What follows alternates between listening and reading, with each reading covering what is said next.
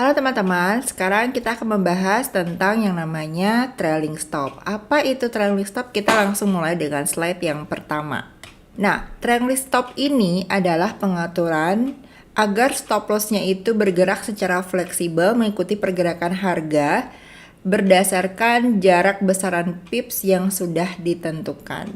Contohnya kayak gini, misalnya kita sudah open posisi buy, maka stop loss-nya akan ikut bergerak naik. Nah, sedangkan kalau kita open posisinya sell, maka stop loss-nya akan bergerak turun. Jadi dia mengikuti gitu ya teman-teman. Nah, kondisi di mana nih sudah mencapai take profit ya. Hampir tersentuh take profitnya. Tiba-tiba terjadi berbalik arah ya dan malah menyentuh stop loss. Pernah nggak kayak gitu? Nah, jadi trailing stop ini berguna untuk mencegah kondisi seperti itu. Dan trailing stop ini sangat membantu ya teman-teman, karena ketika terlihat indikasi harga bergerak dalam tren ya, terutama saat ada rilis berita-berita penting atau data ekonomi yang dampaknya besar ya teman-teman, biasanya juga akan diikuti dengan volatilitas yang tinggi, maka trailing stop ini sangat membantu. Nah, fungsinya jadi seperti apa dong? Oke, singkat kata ya, fungsi dari trailing stop ini adalah membantu untuk trader memperoleh keuntungan sekaligus melindungi dari kemungkinan adanya kerugian yang besar ya teman-teman. Jadi risiko kerugiannya dibatasi, namun potensi profit yang bisa didapatkan tidak terbatas. Enak kan? Jadi kerugiannya dibatasi ya, resiko kerugiannya, tapi potensi untuk profitnya tidak terbatas. Pasti pengen ya kayak gitu ya teman-teman. Nah, ada kelemahan dan juga kekurangan dari trailing stop ini. Apa saja itu kita akan bahas ya. Yang pertama kelebihannya dulu ya.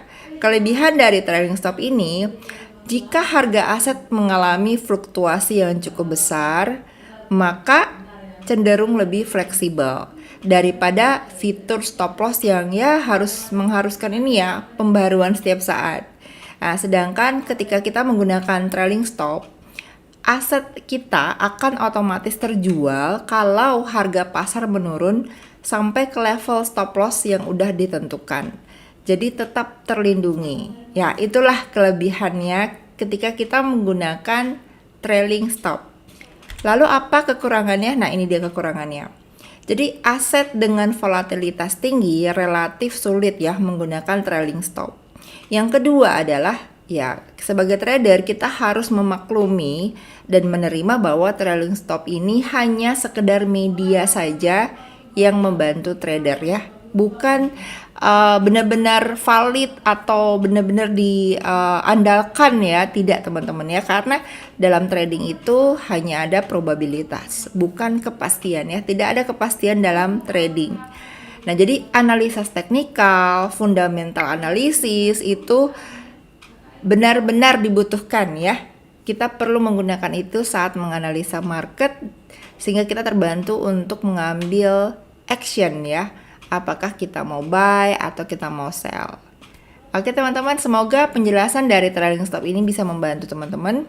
Nanti kita akan bikinkan videonya khusus ya, agar kita bisa coba ya, praktekkan langsung, tapi di video khusus buat teman-teman. Oke teman-teman, selamat belajar di Kanwil FX dan tetap semangat, salam profit.